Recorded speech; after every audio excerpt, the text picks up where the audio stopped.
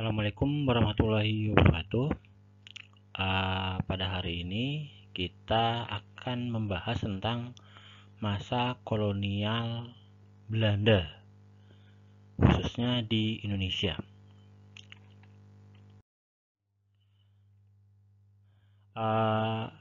Sebelum kita membahas tentang masa kolonial Belanda, ada beberapa faktor-faktor yang mendorong mengapa bangsa Barat pergi ke timur.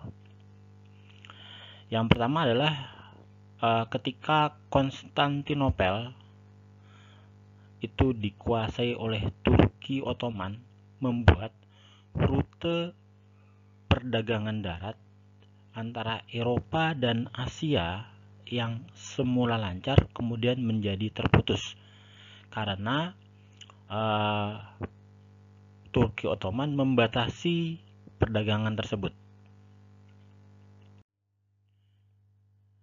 Kemudian faktor yang lainnya adalah sejak adanya Renaissance itu menyebabkan berkembang pesatnya ilmu pengetahuan dan teknologi. Mulai banyak pemikiran-pemikiran bagaimana untuk menjelaskan segala sesuatu yang ada di dunia. Kalau kalian ingat di masa abad pertengahan itu masyarakat Eropa sangat feodal, sekarang menjadi lebih terbuka sejak adanya Renaissance ini. Kemudian yang berikutnya adalah adanya keinginan untuk mendapatkan rempah-rempah supaya karena rempah-rempah ini sangat dibutuhkan untuk sebagai penyedap makanan ataupun penghangat. Nah, kalau mereka mendapatkan rempah-rempah di daerah asalnya, sudah barang tentu akan mendapatkan harga yang murah dibanding kalau tetap mereka menunggu di Eropa. Kemudian sebab berikutnya adalah adanya keinginan untuk membalas kekalahan bangsa Eropa dalam perang salib. Oke. Seperti yang kita ketahui, ketika Konstantinopel jatuh ke tangan Turki Ottoman, nah kemudian mereka melihat bangsa-bangsa di timur kebanyakan itu beragama Islam. Nah itu kemudian ada keinginan juga untuk menaklukkan dari bangsa-bangsa tersebut. Kita akan bahas tentang yang pertama tentang penjelajahan bangsa Portugis. Mungkin sebelum kita menjawab lebih jauh bagaimana penjelajahan bangsa Portugis, kita perlu ingat ada namanya Perjanjian Tordesillas. Dalam perjanjian ini bumi dibagi menjadi dua pengaruh, sebelah barat untuk Spanyol dan sebelah timur untuk Portugis. Berangkat dari perjanjian tersebut, maka kemudian bangsa Portugis mulai melakukan penjelajahan.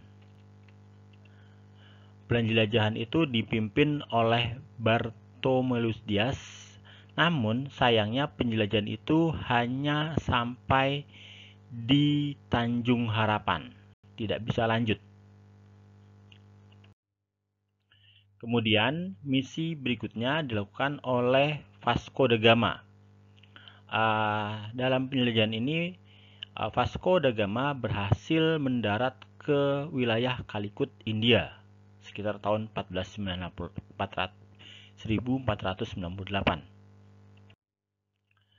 Kemudian penjelajahan berikutnya dilakukan oleh Alfonso de Albuquerque. Nah, beliau meneruskan rutenya yang dilakukan oleh pendahulunya, kemudian sampai ke Goa, terus ke Malaka, dan lalu sampai ke Ternate sekitar tahun 1513. Nah, dari sini dimulailah bagaimana Portugis berhasil sampai ke wilayah Nusantara sebagai pusat rempah-rempah, yaitu di Maluku. Kemudian tahun 1522, Portugis juga mengadakan Perjanjian Sunda Kelapa. Perjanjian ini adalah perjanjian antara Portugis dengan Kerajaan Pajajaran. Dalam perjanjian ini, Portugis boleh mendirikan benteng di wilayah Sunda Kelapa. Untuk apa? Untuk membendung pengaruh Islam yang waktu itu disebarkan oleh Kerajaan Demak. Jadi waktu itu kerajaan Pajajaran posisinya terdesak, kemudian meminta bantuan dari Portugis, sehingga ada Perjanjian Sunda Kelapa. Namun demikian, Demak yang mengetahui itu kemudian segera mengirim pasukan. Di bawah pimpinan Fathaillah itu kemudian berusaha untuk merebut Sunda Kelapa dan berhasil kemudian diganti namanya menjadi Jayakarta. Kemudian selain itu Portugis juga aktif dalam menyebarkan agama Katolik. Tokohnya yang terkenal adalah Franciscus Ferrius. Baik, berikutnya kita akan bahas tentang penjelajahan dari bangsa Spanyol. Pelayaran awalnya di bangsa Spanyol diawali oleh Christopher Columbus, berniat untuk mencari India, tetapi ternyata karena beliau dari Spanyol berlayar ke arah barat, mereka sampai di sebuah tempat sekarang diberi nama Kepulauan Bahama di Amerika. Beliau berpikir bahwa itu adalah sudah sampai ke India, makanya kemudian Columbus memberi nama penduduk aslinya sebagai suku Indian, padahal baru sampai ke Kepulauan Bahama di Amerika, benua Amerika. Kemudian nanti akan diperbaiki oleh Amerigo Vespucci. Jadi kesalahan Columbus itu, ternyata Columbus belum sampai ke India berdasarkan rutenya, tapi sampai ke benua baru. Benua itu kemudian diberi nama benua Amerika, sesuai dengan diambil dari namanya Amerigo Vespucci. Baik. Berikutnya misi kedua itu dipimpin oleh Ferdinand Magellan. Dalam penjelajahannya si Ferdinand Magellan itu menyusuri benua Amerika, kemudian terus ke Samudra Pasifik, akhirnya sampai ke Filipina. Namun sayang sekali beliau tewas di Filipina karena ada konflik antara orang-orang Spanyol dengan suku setempat, sehingga Ferdinand Magellan terbunuh. Kemudian misinya itu dilanjutkan oleh awak kapalnya, yaitu Sebastian del Cano, yang kemudian dari Filipina turun ke selatan, kemudian sampai ke Maluku, sehingga del Cano berhasil menemukan rempah-rempah yang sangat dibutuhkan oleh bangsa Eropa. Kemudian del Cano pulang mengikuti jalur yang dilakukan oleh Portugis melalui Selat Malaka, India, Tanjung Harapan, lalu kembali ke Spanyol. Oke. Penjelajahan Spanyol dan Portugis di Nusantara berakhir ketika ditandatanganinya oleh Perjanjian Saragossa. Dalam Perjanjian Saragossa ini Spanyol yang memang datang lebih akhir. Kalau Portugis datangnya 1513, sekitar setahun segitu, sedangkan Spanyol baru sampai sekitar tahun 1521. Menurut Perjanjian Saragossa, karena yang sampai pertama adalah Portugis, maka Spanyol harus angkat kaki dari Maluku dan berdiam di Kepulauan Filipina. Berikutnya kita akan bahas bagaimana kedatangan Belanda ke Indonesia. Armada pertama Belanda itu datang di Banten sekitar tahun 1596. Pemimpinnya adalah Cornelis de Houtman. Ketika Cornelis de Houtman sampai, kemudian mencoba untuk berdagang, dan karena perilakunya yang dianggap kurang baik, maka ditolak. Sehingga akhirnya Cornelis de Houtman terusir. Kemudian 2 tahun berikutnya, kira-kira tahun 1598, Jacob van Eyck dan Van Werich berhasil tiba kembali di Banten. Kemudian diterima dengan baik oleh rakyat Banten dan sukses membawa banyak rempah-rempah. Nah, kemudian setelah adanya keberhasilan dari Cornelis de Houtman dan Jacob van Eyck, itu mulai armada pedagang dari Belanda berdatangan ke Nusantara untuk mencari rempah-rempah. Nah, kemudian tidak jarang terjadi persaingan di antara mereka, sehingga kemudian mengkhawatirkan pemerintah Belanda. Makanya kemudian pemerintah Belanda sepakat dengan para pedagang-pedagang besar mendirikan perusahaan internasional yang diberi nama VOC atau Perserikatan Dagang Hindia Timur. VOC ini dibentuk untuk menghindari persaingan yang tidak sehat di antara para pedagang Belanda, kemudian memperkuat posisi Belanda baik sesama bangsa Eropa maupun dengan bangsa Asia, kemudian mendapatkan monopoli perdagangan, kemudian membantu pemerintah Belanda yang waktu itu sedang melakukan perang kemerdekaan dengan Spanyol. Jadi waktu ketika VOC dibentuk, Belanda statusnya sebenarnya merupakan wilayah jajahan dari Spanyol. Nah, sedang berlangsung perang kemerdekaan Belanda atas Spanyol. Nah, kemudian untuk sumber dananya berasal dari Heren 17, yaitu sebuah kumpulan. Nah, yang menarik dari Heren 17 ini, dia berkedudukan di Amsterdam. Ada 8 perwakilan dari pedagang-pedagang dari Amsterdam, kemudian ada 4 perwakilan dari Middelburg atau Zeeland, kemudian ada 4 perwakilan dari kota-kota yang lebih kecil seperti Rotterdam, Delft, Hoorn, Eindhoven, dan 1 perwakilan yang dipilih bergantian dari Zeeland dan 4 kota-kota kecil yang lainnya. Itu sekilas tentang Heren 17 yang merupakan ibaratnya dibalik dari VOC. Kemudian VOC itu memiliki hak-hak istimewa yang disebut dengan hak oktroy. Nah, hak apa saja? Yang pertama ada hak monopoli perdagangan.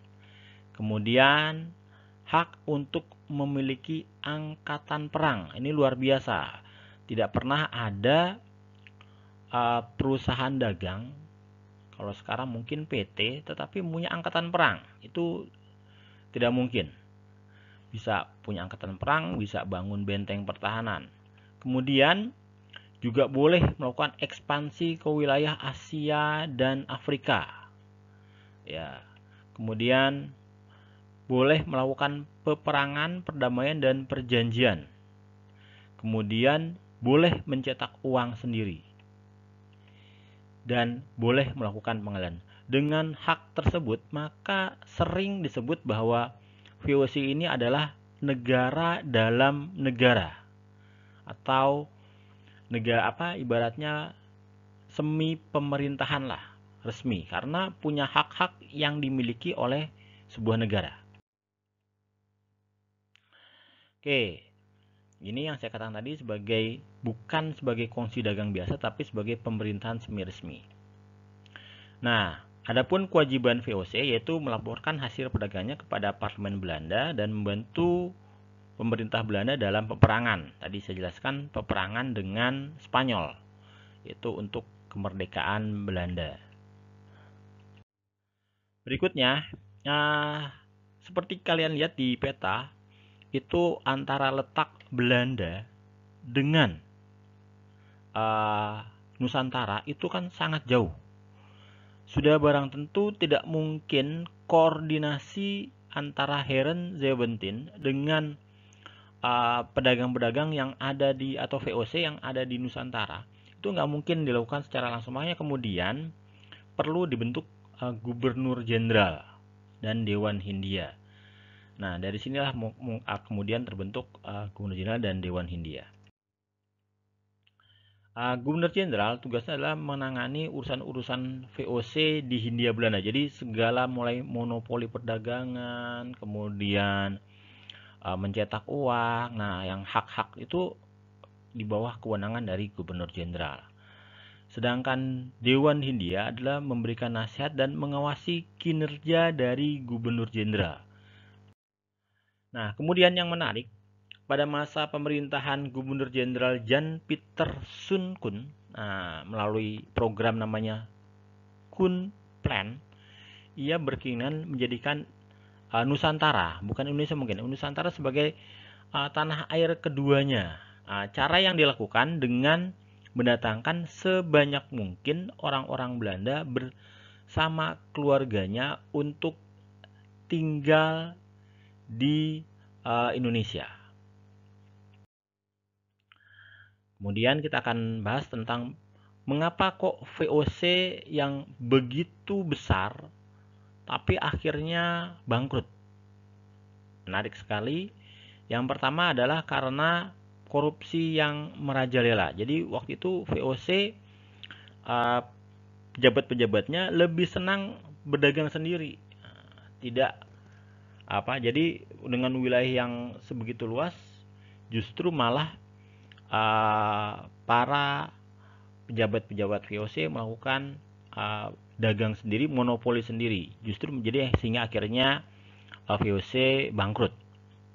Kemudian hutang yang sangat besar.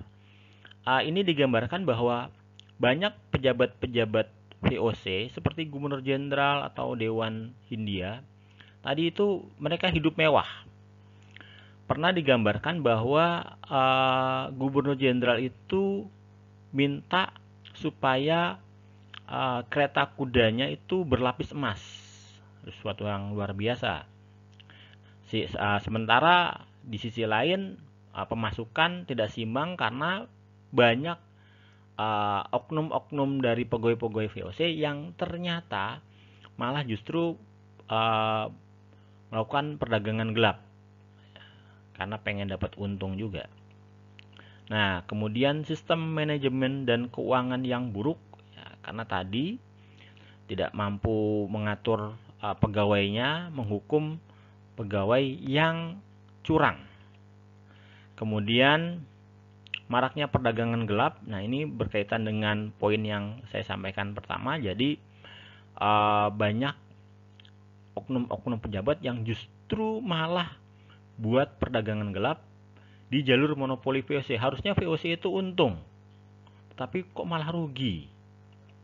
Nah, kemudian yang lainnya adalah adanya persaingan yang semakin keras dari bangsa-bangsa Eropa yang lainnya, seperti Prancis dan Inggris.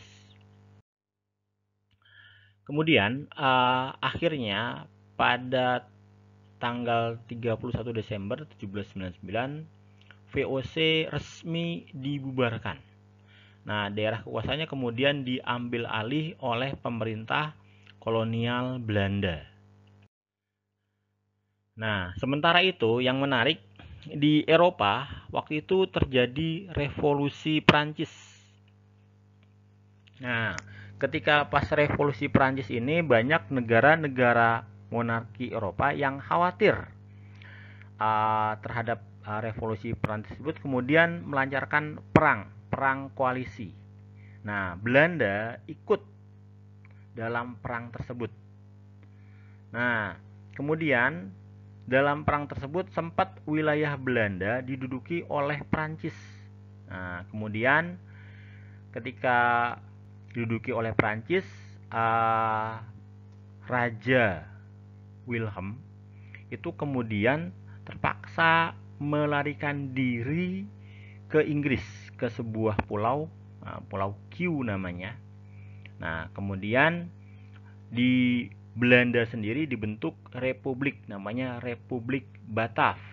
Nah, pemimpinnya adalah Louis Napoleon, yaitu merupakan adik dari Napoleon Bonaparte. Nah, jadi secara tidak langsung Indonesia pernah dijajah oleh Prancis melalui Republik Batav.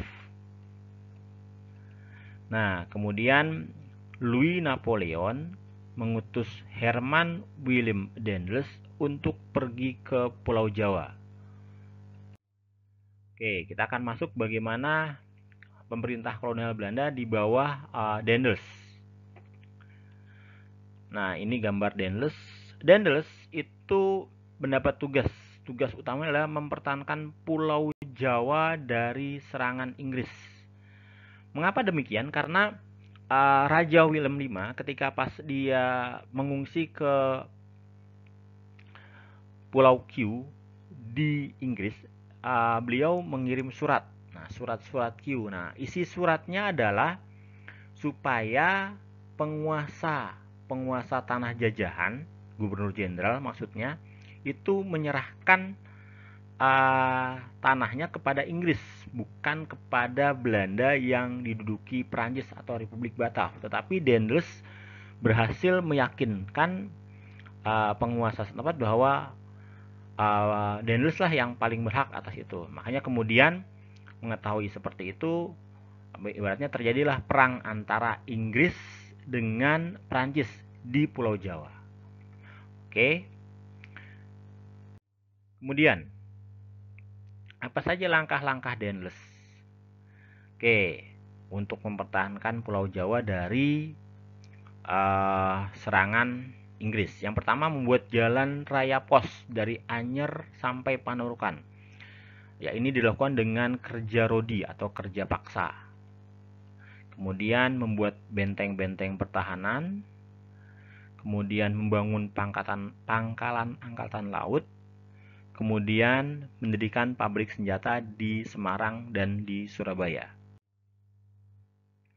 Nah, kemudian ada juga beberapa kebijakan Daendels di bidang pemerintahan, yaitu membagi Pulau Jawa menjadi 9 prefektur atau wilayah semacam kayak karesidenan. Kemudian para bupati itu sebelumnya adalah merupakan raja-raja kecil yang mereka berhak menerima upeti. Nah, oleh Daendels itu dicoba untuk dijadikan sebagai pegawai pemerintah. Nah, raja-raja kecil, penguasa-penguasa pribumi ini dijadikan pegawai pemerintah yang digaji oleh pemerintah. Jadi tidak lagi menerima upeti, tetapi hanya menerima pajak kemudian disalurkan ke pemerintah kolonial Belanda.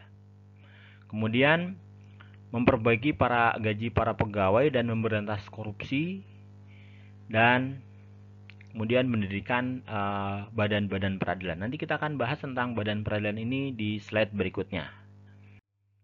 Oke, kemudian bagaimana kebijakan Daendels untuk membiayai operasional? Dibuat aturan namanya Verplichte Leverantie dan Contingenten. Oke, kita bahas. Contingenten itu apa sih? Contingenten itu adalah penyerahan hasil bumi sebagai pajak. Nah, jadi karena pada waktu itu masyarakat di Indonesia banyak yang belum mengenal uang, maka kemudian hasil buminya lah yang kemudian diserahkan sebagai pajak atau istilahnya kontingenten. Kemudian yang kedua adalah Verplichte Leverantie. Apa itu Verplichte Leverantie? Adalah penjualan paksa barang-barang milik petani-petani kepada pemerintah kolonial Belanda dengan harga yang sudah ditentukan oleh pemerintah kolonial Belanda. Kira-kira seperti itu.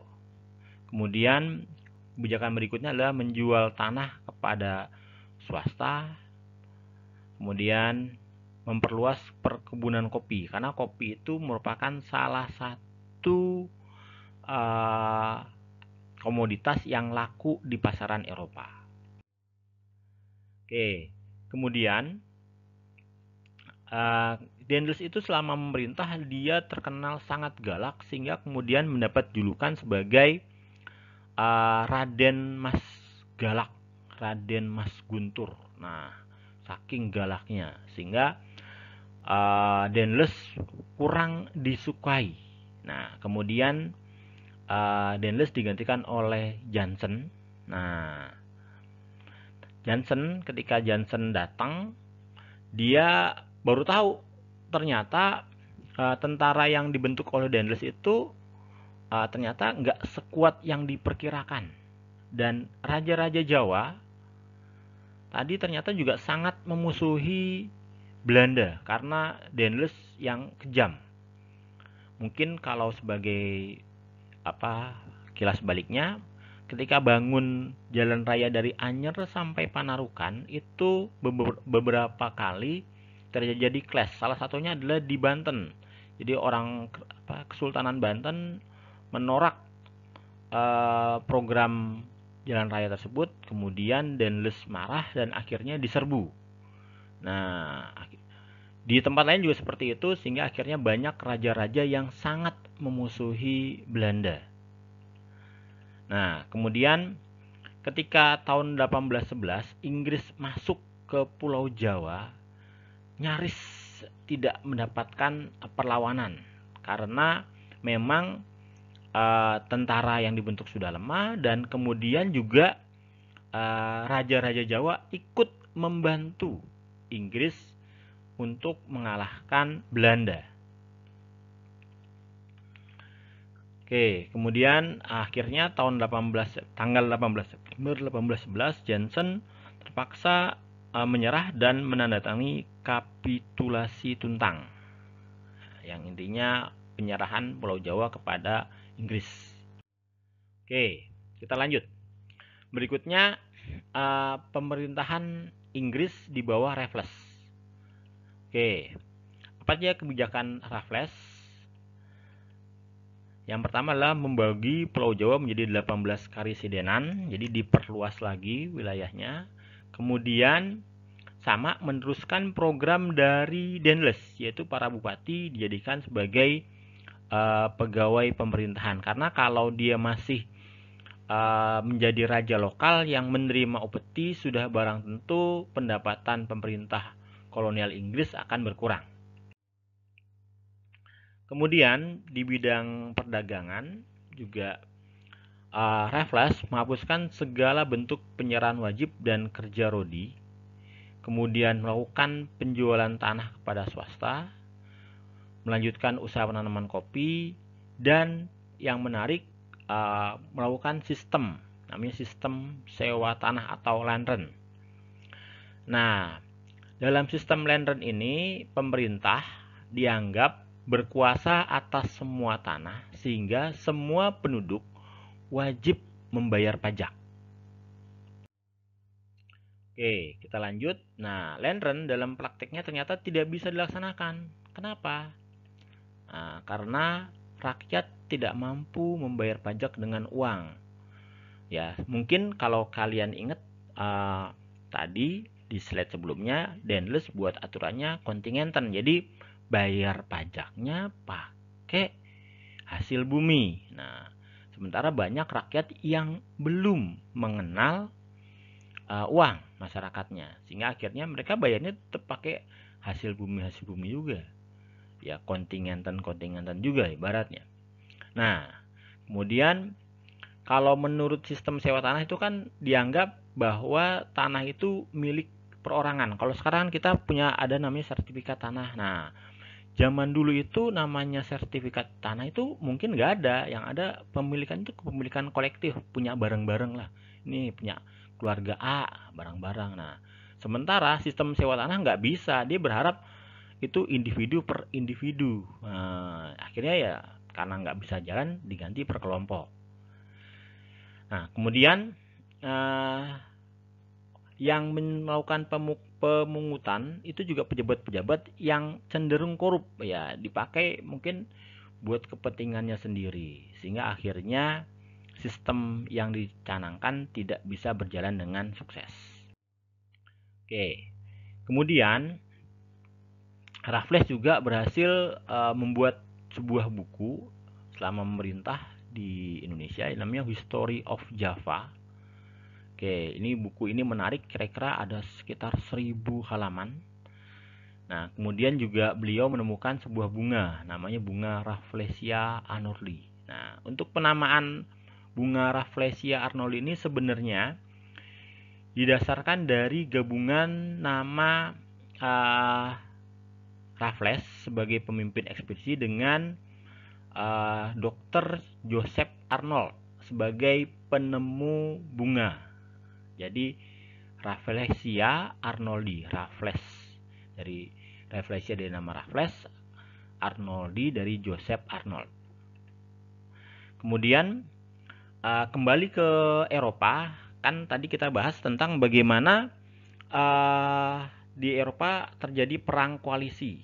Perang koalisi antara Prancis melawan negara-negara Eropa, termasuk Belanda. Nah, sekitar tahun 1814 Prancis kalah. Nah, kemudian akhirnya Belanda bisa bebas. Mungkin sekitar 1813 pasnya sih, kalau mungkin lebih tepatnya. Nah, berdasarkan Kongres Wina, karena Belanda bebas, berarti boleh untuk mendapatkan kembali wilayah jajahannya berdasarkan konvensi London. Nah, kemudian akhirnya diadakan perjanjian dan intinya berhasil mengembalikan wilayah Jawa kepada Belanda. Oke, kemudian perjanjian penyerahan tersebut terjadi sekitar tahun 1816.